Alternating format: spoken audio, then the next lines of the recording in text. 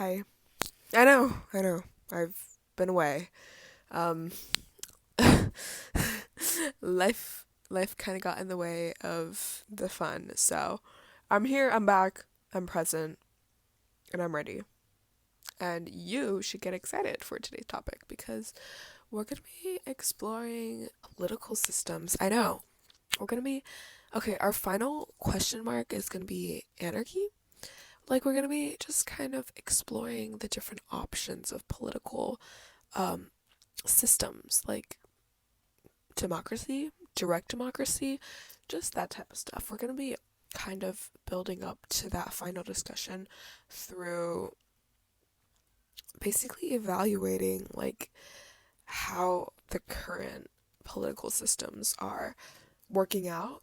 Um, I will be mostly giving bad examples because that's how we improve, that's how we grow.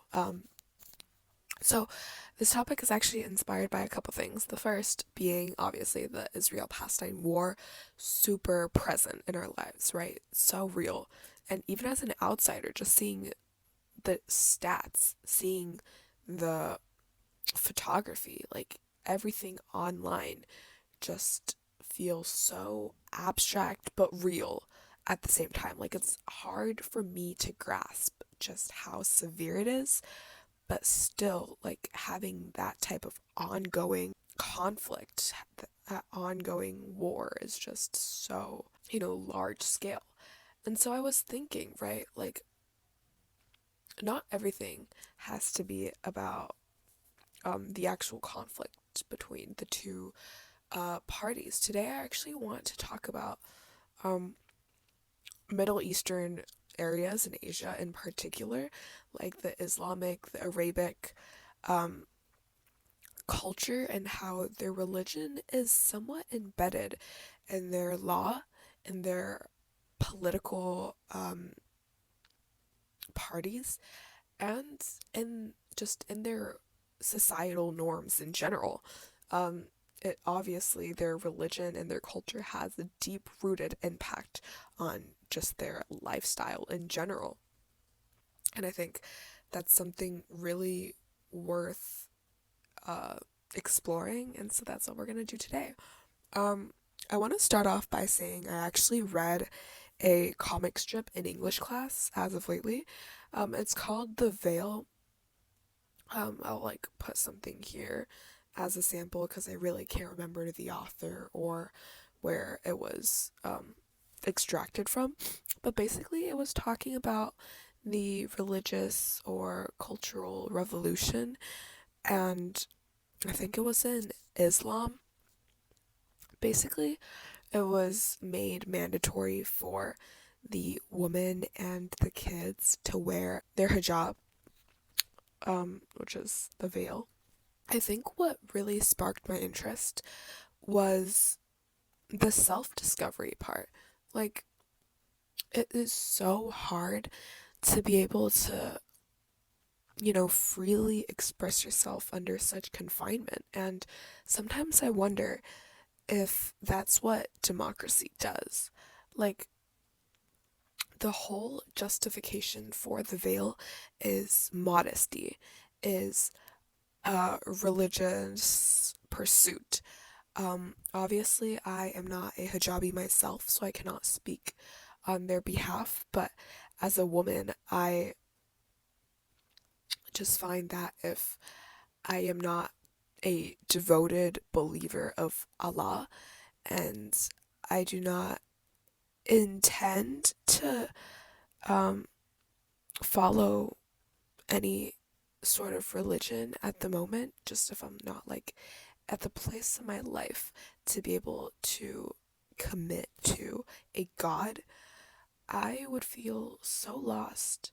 And um, I don't know if you can say that these Islamic countries are democratic. Um, I believe I have looked this up. There are some debates in regards to like where to draw the line.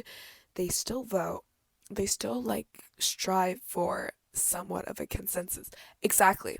They strive for collective like everything is so uniformed.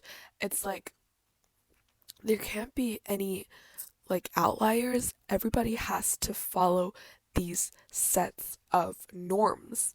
It gives the illusion that everything is agreed upon. Like it gives an illusion that there was an option in the first place. Like, oh yeah, the hijab is gonna be for religious purposes, and it's an option. But you just see so many girls struggling to fully embody what it means, what it truly means to wear the hijab, the devotion. That really leads to the question of whether democracy is really serving its purpose. Like our time is evolving. It's not how things were 100 years back, a couple centuries back. Like it really isn't. Times are changing, and so to be still not progressing and still stuck in the old ways. Obviously, I fully respect and admire the people who wear their veils with pride. But for those who have like a background of a more modern or in a sense like globalized support system, I find that it would be difficult for them to actually assimilate into the society that strongly advocates for such restriction. Obviously, your whole identity pretty much is covered. And for such young girls who might not even follow the religion and practice the religion, I don't know. Yeah, I think I read this somewhere, and I think that when democracy becomes permanent and when democracy becomes more institutionalized, that is where the problem occurs.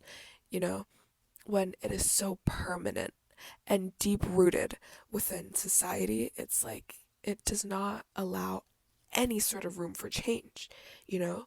Like their possibilities are so limited to what they're given. And I just don't think that allows for growth as a country, as a nation, or like to the small scale of a community, of a family, of an individual, you know? Like just from the small things, self-discovery. Isn't that what we're put on this earth? Religious people will disagree. However, we are like discussing the people who want, who desire, who choose freedom, who choose to not abide by these laws forced upon them that restrict and strip them of their self expression, you know? Like, that could be really damaging to their self perception who are just beginning to form. I think change is so crucial to just development in general. And without the freedom, without the leeway to just move around, explore, investigate, the different options, the different possibilities, I just don't think that that would be a wise approach. And which raises the question of anarchy. Um, Anarchy, I think, scares people because of its stereotypical, you know, ideologies of being very, rash and dangerous. Yeah, I think danger and fear in particular, is what makes us so, what is what strays us away from actually considering anarchy.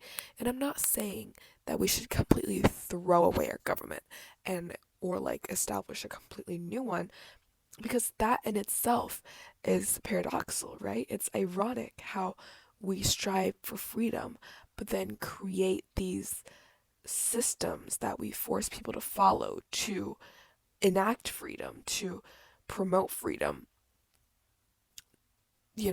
Like, are we seeing the irony here? Um, so that's why I think that there isn't really a solid conclusion how we're supposed to go about it if we do try to incorporate more freedom into our lives.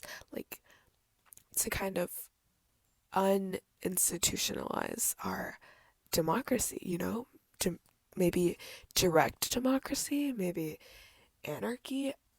The possibilities are truly endless. But yeah, there are concerns when it comes to those types of political systems.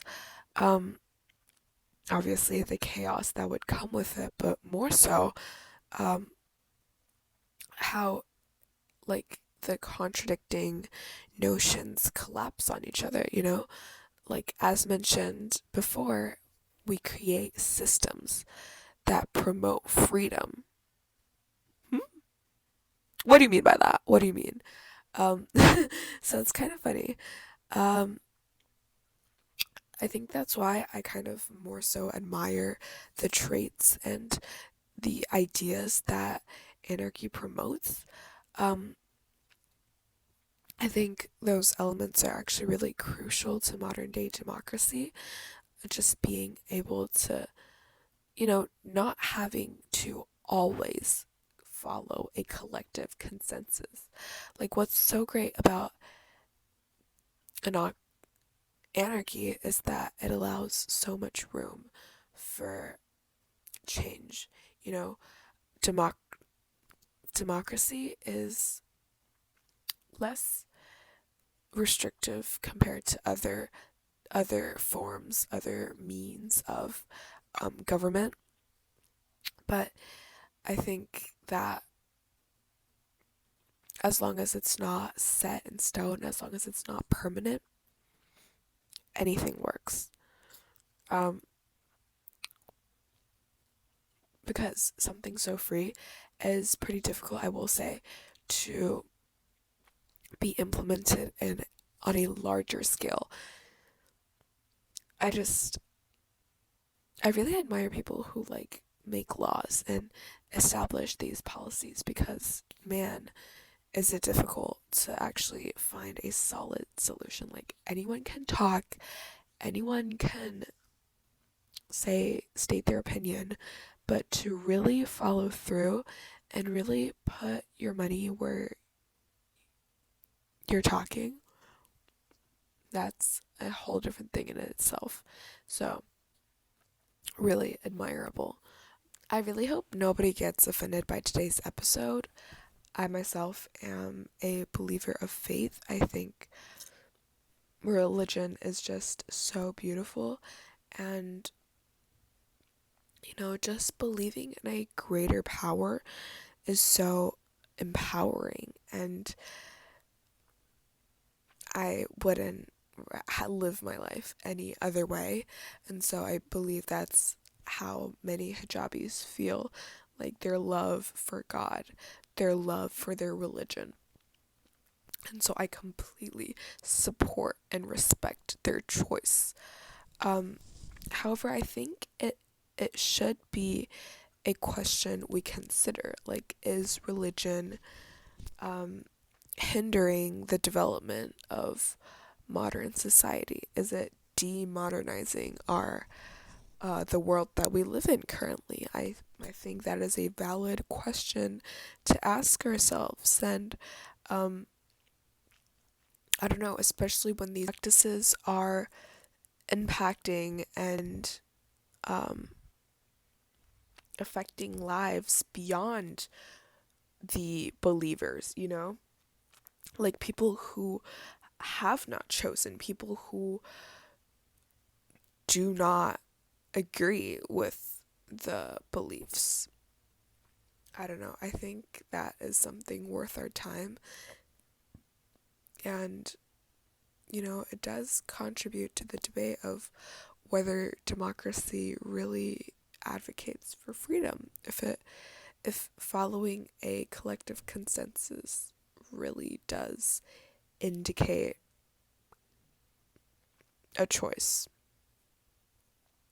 I think that is something pretty interesting myself. I hope you took something away from today's episode. I hope right now you're thinking to yourself how you can break free from your current confinements.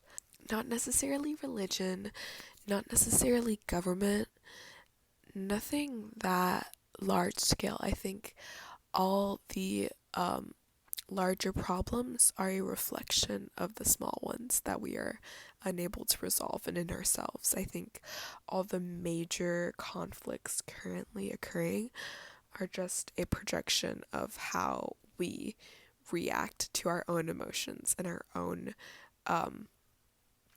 lives. And I think that kind of translates into the larger global issues that we're currently dealing with. So I think you should really look inwards, like what restriction are you imposing upon your own freedom? Like, are we in a way sabotaging our own lives? Are we unintentionally holding ourselves back? And why? Fear of our potential? Fear of our success? Like, these are the questions that we should be asking ourselves through these larger contexts. Everything, everything and anything has to do with you. You are always a part of the discussion.